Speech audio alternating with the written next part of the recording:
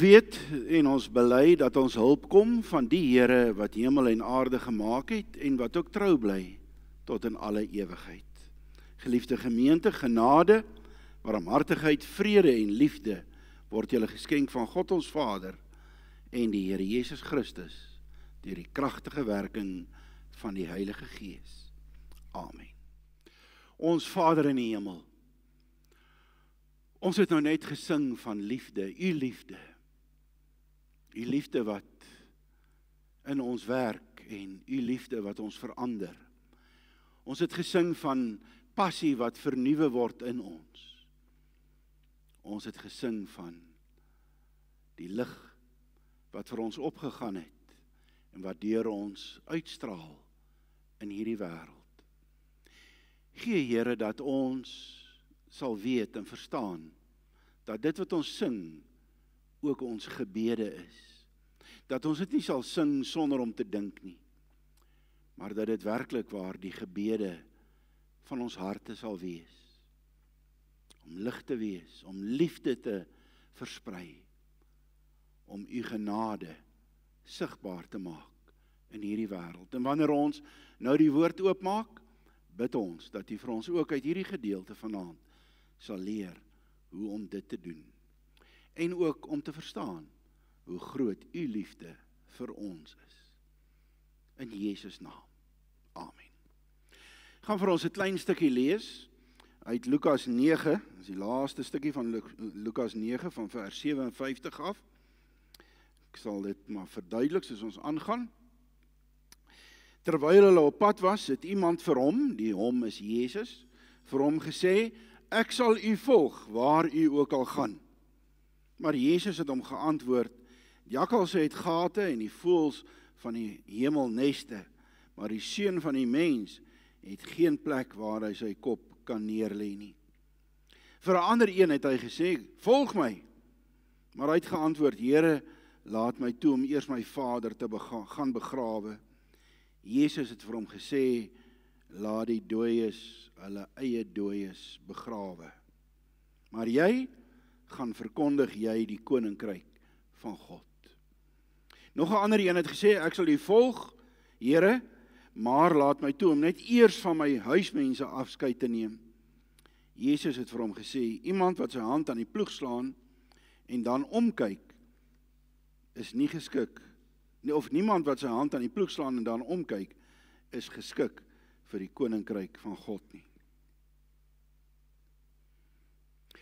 Kom ons herinner onsself, koninkryk van God bedoel om onder God se koningskap te wees. Dis nie 'n plek nie, dis nie eendag die hemel nie, dis nou reeds koninkryk van God. God is koning in ons lewens. So hy sê, Jesus het vir hom gesê, iemand wat sy hand aan die ploeg geslaan, of niemand wat sy hand aan die ploeg slaan en dan omkyk, is geskik vir die koninkryk van God nie. God regeer nie in sy lewe nie. Nou, geliefdes, laat die dooies hulle eie dooies begrawe. Ek het al baie keer in my lewe gewonder oor hierdie woorde van Jesus. As ek na hom toe kom en sê, Here, hier's ek. Of hy roep my, ek gee aandag. Ek sê, ek wil net my pa begrawe, en hy sê vir my, laat die dooies hulle eie dooies begrawe. Is dit nie daarom vreeslik aanstootlik nie? Hoe dink jy sou jy gereageer het? As jy hierdie rabbi hoor preek en hy sê vir jou, man, vergeet jou storie, kom, laat die dooies hulle eie dooies begrawe. Kom ons kyk na hierdie uitspraak van Jesus binne die konteks en kyk of ons kan verstaan wat hier gebeur. So wat is die konteks van hierdie uitspraak? In Lukas 9 vers 51, net voor hierdie gedeelte, lees ons dat Jesus, dat daar geskryf staan, toe die tyd van Jesus sy hemelvaart naderkom, sy hemelvaart kom na sy kruisiging, so eintlik toe die tyd van Jesus se kruisiging naderkom, was hy vasberade om die reis na Jerusalem te onderneem. So wat gebeur het is omtrent 6 maande voor sy kruisiging, het Jesus 'n reis begin. Ek gaan nie nou daaroor praat nie, die disippels was verwonderd en bang, want hulle het gesê, wat gaan hy nou in Jerusalem maak? Hy weet die mense wil hom doodmaak. En hy het net begin loop, en disippels het ons gesê, ag nou ja, as ons omkom, dan kom ons om, kom ons volg hom maar.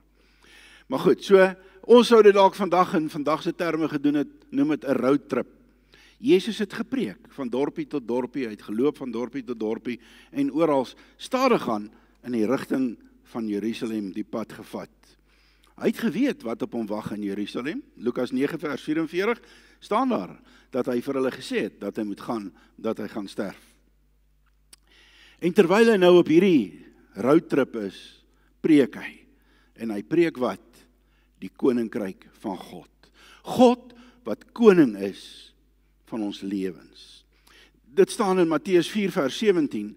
Jesus het toe begin preek en gesê, bekeer julle, want die koninkryk van die hemel het naby gekom. Koninkryk van die hemel, koninkryk van God, presies dieselfde ding. En dit is nou op hierdie reis, op pad na Jerusalem toe, wat daar vertel word van 3 insidente, 3 kere, waar iemand hierdie boodskap van die koninkryk van God, koningskap van God gehoor het, en onder die besef kom van die roeping om God se kinders te wees, om pad saam met God te loop. Soveel so, dat een selfs homself as 'n vrywilliger kom aanbied. Hy volunteer, hy sê, hier is ek Jesus. En ander 2 word deur Jesus geroep, en hy sê vir hulle, volg my. Nou al 3 keer, ek sal u volg, en volg my, al 3 keer hierdie, is die woord wat gebruik word in Grieks, akolotheo. En ons moet hierdie woord so bietjie verstaan, om te verstaan waaroor dit hier gaan. Die Woordeboek gee die betekenis, to follow or accompany someone who takes the lead. Follow someone who takes the lead in determining direction and route of movement. To accompany as a follower, to follow, to go along with. Dus, wanneer Jesus sê, volg my, dan sê hy, jy gee die inisiatief prys. Jy is nie meer in beheer nie. Jy is iemand wat volg, jy is nie iemand wat leiding gee nie. Jy is nie op jou eie missie nie, maar jy is besig met iemand anders, Jesus, God se saak. Jy word 'n dienaar. Jy is nie die gitaarslaander nie, niks te maak met jou gitaar. Jy word 'n dienaar. En nou het Jesus reeds tevore gewaarsku, in Matteus 9 lees ons byvoorbeeld daarvan, as iemand agter my aan wil kom, moet hy homself verloon, elke dag sy kruis opneem en my volg, akolotheo, want elkeen wat sy lewe wil behou, sal dit verloor, maar elkeen wat sy lewe om my ontwil verloor, sal dit behou. So Jesus sê, hy roep jou om hom te volg, maar om hom te volg, beteken dat jy leiding opgee, dat jy hom volg, en dat daar 'n prys is. En hierdie 3 insidente vertel juis nou van 3 persone wat gekonfronteer is met die prys van disippelskap. En is vir hulle te duur. Hy sê, goed, ons doen die berekeninge, maar is te duur. Daar word te veel gevra van ons, as ons disippels van Jesus moet wees. Dis te duur. Jou eie belange word agtergelaat. Jy moet 'n kruis opneem. Jou kruis van selfverloning, klein word, volger word, dienaar wees, werker, slaaf in die koninkryk van God. Ek kry soms die indruk dat ons ook baie graag eerder 'n goedkoper geloof sou wou gehad het, waar ons nie so baie hoef prys te gee nie. Een wat nie so 'n hoë prys van ons vra nie. Wat nie vir ons vra, dat ons as ware blindeling sal volg, sonder om vrae te vra nie. Dit sal ons baie makliker wees, as daar nie 'n kruis is, om op te neem nie. So hier word vir ons 3 geroepenis geteken. En elkeen van hulle wys op 'n ander manier, hoe dit wat hulle moet opgee, vir hulle te duur is. Die eerste een is die een wat homself aanbied, as 'n vrywilliger. Die omstandighede word nie spesifiek geteken nie, Maar is baie duidelik dat hy beïndruk was met Jesus se optrede, met sy prediking. Hy sien, hierdie man gaan iewers kom, of hierdie man gaan hom dalk iewers vat. Hy sien, daar is 'n saak wat deur Jesus, 'n kos wat deur Jesus bedien word en gedien gaan word. Maar onthou, Jesus se reaksie, en onthou dat Jesus meer sien as net op die oppervlak, want hy's God, hy weet wat binnekant is, maar Jesus se reaksie wys presies wat die probleem is. Hy sê vir die man, jakkalse het gate in die voëls van die hemel neste, maar die seun van die mens het geen plek waar hy sy kop kan lê nie. 'n Jakkals lê in sy gat, hy gegrawe het, hy gaan uit, hy gaan soek, en hy het 'n veilige hawe om terug te kom. 'n Voël gaan soek kos vir die babatjies, of kom lê op die eiers, gaan uit, kom terug, 'n veilige nesie. Hulle het 'n rusplek. Hulle kan uitgaan en terugkom. Hulle het 'n vaste aardse skuilplek. Maar dis wat Jesus hierso sê vir hierdie man. Nee. As jy my wil volg, is daar geen sulke waarborge nie. Daar is geen luukse waarna toe jy kan terugkeer nie. Nee, is 'n totale commitment om dit wat vir jou sekuriteit gee agter te laat en eenvoudig my te volg. Eintlik sê hy, om my te volg is nie 'n deeltydse ding nie. Dis nie iets wat jy byvoeg by jou lewe. Dis nie iets wat jy nog op jou agenda bysit nie. Dis 'n totale commitment. Maar ons weet ietsie meer oor hierdie man. Uit Matteus 8 vers 19 weet ons dat hy 'n skrifgeleerde was. Ons sou sê 'n akademikus. Iemand wat die skrif, die Ou Testament ondersoek. En hy dink dalk hy gaan by Jesus mooi dinge leer. Hy gaan dalk versies skryf wat hy op Facebook of Twitter of Instagram gaan sit as hy na Jesus luister. Hy gaan juweeltjies by Jesus kry. Maar as hy klaar by Jesus iets gekry het en geleer het, dan kan hy teruggaan na sy veilige hawe van skrifgeleerde wees, na sy akademiese ivoortoring toe. Maar om Jesus te volg is meer as net akademie.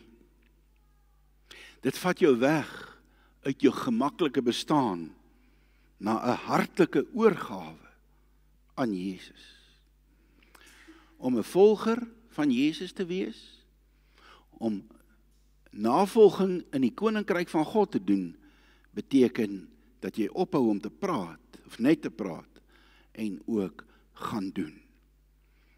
En dis waar hierdie man kort gekom het. Lekker gepraat, teologie gepraat, maar by die doen, dit vat jou weg.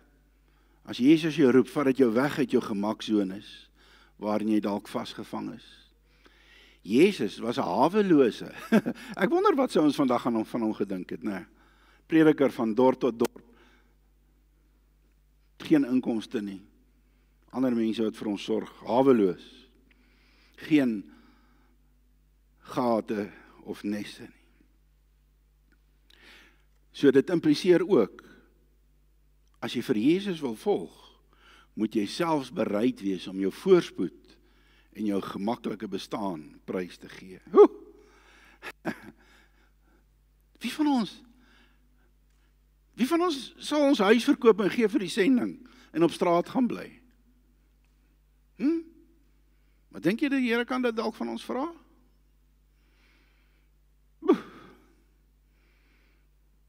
Ek weet nie, ek hoop nie hy vra dit ooit van my nie. Gelukkig het ek nog nie daai stem gehoor nie. Gelukkig nog nie. Maar, as jy disipel van Jesus jouself aanbied as disipel van Jesus, moet jy weet, daar sal offers gevra word. Dis dalk nie jou huis wat jy moet opgee nie, dis ander offers. Dis eintlik die teenoorgestelde natuurlik, as wat die voorspoedsgodsdiens ons leer. Om Jesus te volg, maak jou nie glamorous nie, maak jou arm. Al is ons nie eers fisies arm nie, ons is arm van gees, soos daar in Matteus 5 vers 3 geleer word. Goed, ek het iewers iets vergeet om te druk, kom ons gaan na die tweede persoon toe. Oor hierdie tweede persoon kan 'n mens so half sinies wees. Jy kan so 'n bietjie half uit die hoog moet sê, ja, jong, iemand anders se dood pla jou, maar jou eie geestelike dood pla jou nie. Jy verstaan nie dat Jesus jou roep om geestelik te lewe nie. En hierdie man is dan ook nie dadelik bereid om vir Jesus te volg nie. Maar dit is juist die punt van hierdie tweede man. Hy dink, of hy weet, dat dit die regte ding is om Jesus te volg, maar hy wil dit uitstel. Dis sy storie. Uitstel. Hy wil eers sy eie agenda. Hy wil nie volg nie, hy wil sy eie agenda gaan afhandel. En in sy geval is dit 'n lang uitstel. Kom ons kyk so kortliks na sy storie. Dit is van hierdie man wat Jesus sê, of vir hierdie man wat Jesus sê, laat die dooies, hulle eie dooies begrawe. Ek moet eerlik wees dat in my lewe het ek al baie gewonder hieroor. Wat bedoel dit? Is dit 'n belediging? Is dit 'n swak grappie van Jesus? Allermins. So as ons eerlik is, moet ons sê, dit is nogal 'n moeilike vraag om te verstaan. Maar ons weet 'n paar dinge uit die Ou Testament en die Joodse tradisies. Ou Testament sê eer jou pa en ma, soos reg, maar die Joodse tradisies was dit duidelik dat dit die oudste seun se werk was en sy eer was en sy plig was om sy pa te begrawe as die pa te sterwe kom. So wat is nou die storie met die ou? Dalk is sy pa nog nie dood nie. Sy wag nou net, ek bly by die huis tot my pa dood is. Of sy pa is al dood, maar die begrafnisgebruike, waaroor ons so stry vandag, maar die begrafnisgebruike van destyds, as ons wil maak soos in die, mense sê partykeer, ons moet maak soos in die Bybel. Maar weet julle wat hulle in die Bybel gedoen, sy tyd gedoen? Hulle die mense gaan begrawe in 'n sarkofaag of in 'n grot of 'n ding. En daar, as hy ontbind het hulle teruggegaan, die bene bymekaar gemaak en in so 'n klein kussie, klipkussie gesit en een kant gestoor, so die volgende een wat doodgaan, plek kan hê. So, miskien was hierdie ou se pa al dood, maar wag hulle nog vir die beendere of vir die lijk om te ontbind, sodat hulle dit in 'n ossuarium kan plaas. Die tweede begrafnis. Jesus kan ook impliseer dalk dat die geestelik dooies, die fisies dooies, wat nie belangstel in die koninkryk nie, maar moet begrawe, want daarom sê hy vir hom, jy, vergeet van dit, volg my, kom verkondig jy die koninkryk of die koningskap van God. Daar is ook 'n opinie dat dit moontlik 'n idioom is, wat iets beteken soos, jy slaan die bal mis, jy verstaan nie waarvan ek praat nie. Wel, hoe dit ook al is, dalk is dit ietsie van elkeen van hierdie. Dis duidelik dat hierdie persoon wat doen, godsdienstige en kulturele verantwoordelikhede voorhou, om nie die koninkryk in te gaan nie. Om nie tevrede te wees om in die koninkryk te gaan werk nie. Mens kan dalk sê, is 'n goeie verskoning, nee, jy moet daarom jou pa en ma eer. Maar daar is geen ander dringender saak in hierdie wêreld as die ryk van God nie. Hoe sou ons dit toepas op ons eie lewens? Dink maar 'n bietjie. Ons sal dalk nou bietjie weer daaroor praat. So, die derde persoon, ek het iets gelees, vergeet alweer.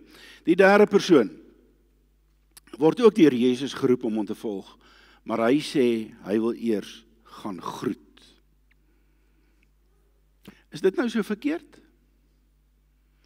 Ons lees in 1 Konings 19:26 van Elisa, wat geroep word deur Elia om sy opvolger te wees. En dan roep Elia vir hom, hy sit vir hom die mantel op, en dan sê Elisa, nee, is reg, maar laat ek net gou my pa en ma gaan groet.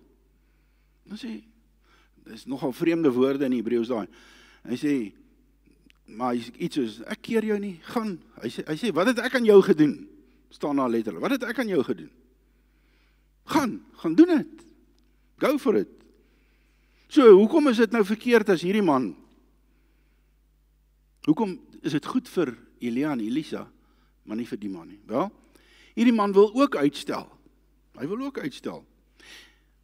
Die verskil is, Elisa het hartlik gevolg, nadat hy werklik gegroet het.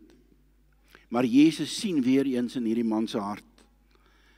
En dan gebruik hy 'n baie bekende beeld om hierdie ou se hart eintlik oop te maak en te verduidelik. Die van 'n man wat met sy os of met sy donkie aan het ploeg is met 'n eenvoudige eenskaar ploegie, primitiewe ploegie. Maar destyds, ek weet die boere ploeg nou nie meer so baie vandag nie. Hulle doen ander goeders, nee, maar nog steeds, as jy met 'n trekker op 'n land is, dan moet jy daarom vir jou deur voor 'n baken kry en na dit kyk die hele tyd. En dan ploeg jy reguit voor. Maar as jy die hele tyd omkyk, gaan hy voor is so. En dit is weer allerhande probleme wat dit later veroorsaak. Jy moet 'n baken kry, vorentoe kyk en daarvoor mik. Maar nou, as iemand sê hy wil in die koninkryk van God ingaan, en hy wil begin ploeg in die koninkryk, maar hy wil die hele tyd agtertoe kyk, dan sê die Here Jesus, hy is nie geskik nie. Hier is die verskil. In die Grieks staan daar, blepoon, kyk, hy kyk die hele tyd agtertoe, blepoon. Jou Griekse lesie vir vandag, dis 'n prysensdeelwoord, teenswoordige of prysensdeelwoord. Wat dit beteken is 'n voortdurende, 'n langdurige, aanhoudende aksie wat nie ophou nie. So dis nie net om te sê, okay, ek wil gaan groet nie. Dis om die hele tyd terug te kyk en te verlang na dit wat agter is. Jy kan nie breek met dit wat in jou ou lewe lê nie. Jy is as ware tevrede om met 'n halwe hart die Here te dien. Dalk verlang jy na die ou lewe, na die pret en die plesier, die sondes, die onheilige tye van jou lewe. Jy kan nie afskeid neem van die ou lewe nie. En dit staan dan in kontras, byvoorbeeld Filippense 3:13. Broers, ek verbeel my nie dat ek dit alles het nie, maar een ding doen ek. Ek maak my los van wat agter is en ek strek my uit na wat voor is. So geliefdes, 3 persone wat geteken word as mense wat die roepstem van Jesus hoor, maar verskonings het. En hierdie verskonings kom neer op 'n bestekopname wat hulle doen, en die prys is te groot, te hoog vir hulle. Hulle sien nie kans om Jesus te volg nie, nie teen daai prys nie. Hulle sien nie kans om hom onvoorwaardelik te volg nie. Hulle is nie bereid om, as dit nodig is, selfs alles te verloor nie, en veral hulle eie agendas. So die eerste een, hy wil graag net deeltyds betrokke raak. Amper soos 'n stokperdjie, né? Hy wil teologie beoefen, wat nie op sigself verkeerd is nie, maar geloof is vir hom goed wat by teorie bly, en hy wil terugkeer na sy gemaksones, as die praktiese eise van die koninkryk te veel raak. Ken jy sulke mense? Ken jy sulke mense? Graag teologie praat, graag geloof praat. As jy daar om die braaivleisvuur staan, of in 'n Bybelstudie is, en allerhande interessantighede uit die Bybel of oor Jesus het, en die teorieë, iemand ken die Bybel, maar as hy van die groepie af wegstap, en wanneer dit ongemaklik raak daar buite, om die lig te wees, dan wil hy terugkeer na sy nesie. Dan wil hy terugkeer na sy gemaklike jakkalsgat. Wanneer die geloof aan jou begin vat, dan vat jy die pad. Ken jy so iemand? Is jy dalk so iemand? Hoor jy wat ek vra? Ken jy so iemand? Is jy dalk so iemand? Hou daai vraag vas. Die tweede persoon het godsdienstige en kulturele liefdes wat keer dat hy 'n radikale nuwe pad agter Jesus kan aanloop. Ek is eintlik bietjie half bang om op hierdie persoon uit te brei. Toepassing sal dinge wees soos, ja, ek weet wat die koninkryk vra, ek weet wat Jesus vra, maar ek het anders groot geword. Nee, dis nie my tradisie nie. Dis ook nie my kerk se tradisie nie. Ek wil nie verander nie. Ons het goeie tradisies. Of, hierdie ene, ek is nie gereed om nou al so drasties te verander nie. Ek is nie nou al bereid om my eie lewe op te gee, maar eendag, voor ek doodgaan, sal ek my sake in orde kry. Sal ek my saak met die Here regmaak. So iemand verstaan nie regtig hoe Jesus werk en hoe mense in die koninkryk ingaan nie. Hy verstaan nie van bevryding en 'n nuwe lewe, 'n dankbaarheidslewe nie. Die derde persoon is dan uiteraard die een wat nie met die verlede kan breek nie. Hy kyk die hele tyd terug na sy ou lewe. Hy laat my dink aan daai gelykenis van die saaiër. Onthou julle, party saad het geval op die klip en ander het geval op die paadjie, op die klippe wat vlak is en ander het geval tussen die onkruid se saad. En dan daar begin opkom, dan staan daar die saad wat tussen die saad wat tussen die onkruid val, dui op die wat die woord hoor, maar deur die sorge en die rykdom en die genietinge van die lewe dit gaandeweg verstik en dit skiet nie saad nie. Daai geloof skiet nie saad nie, want die sorge of die plesier van hierdie lewe hou jou terug. Ek het een keer 'n gesprek gehad met 'n persoon wat vir my gesê het, hy is nie so seker oor die waarheid van dit wat in die Bybel geskryf is nie. Maar sê nou maar dit is waar. Daarom doen ek nou maar die kerkding. Die persoon was selfs 'n ouderling. Maar is iets soos 'n polis, 'n versekering. So 'n persoon gaan skeef getrekte ploegvoere agter hom hê, want hy kyk nie reguit vorentoe nie. Die vraag vanaand, broer en suster, aan my en jou, verkies ek en jy dalk eerder 'n goedkoop godsdiens, 'n goedkoop geloof? Sal dit nie vir ons baie makliker wees nie? Een wat nie so baie van ons vra nie, so baie van ons vat nie. Dit is baie makliker as om 'n maklike geloof te hê, as om ons aardse gemak en welvaart en sekerheid prys te gee. As ons moet begin om ons vooropgestelde idees te verander, as ons voluit moet vorentoe gaan op 'n nuwe pad en die ou mens agterlos. Maar hier is die punt, broer en suster, van vanaand. Die heel groot punt. Nadat ek hierdie preek gemaak het, was ek van vooraf so dankbaar dat ek nie gered word op grond van my goeie eienskappe of my voorbeeldige Christenskap nie, maar op grond van die offer van Jesus Christus. Want soms, nee, dikwels is my geloof ook maar teorie en nie praktyk nie.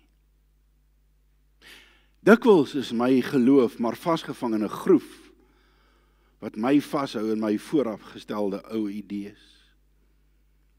En baie dikwels is my lewe skeef getrek oor die sondes van die verlede, waarna ek terugkyk en waarna ek baie keer nog verlang. Mag ons almal altyd meer en meer en meer bereid wees om die prys te betaal. Mag ons regtig waar al minder en minder tevrede wees met 'n goedkoop geloof. Ons bid. Vader, bewaar ons van 'n goedkoop geloof. Ons wil nie cheap Christene wees nie. Ons wil mense wees wat vir Jesus volg, ware disippels. En as ons dit sê, dan weet ons, voor ons heilige siel, ons gaan nie daarby uitkom nie. Maar ons kan probeer, en ons kan bid, dat u Gees ons elke keer sal herinner, sal klop, en sê, die Here Jesus dring by ons aan, dat ons sy pad sal loop. Gee ons u genade, omdat Jesus dit vir ons verdien het. Amen.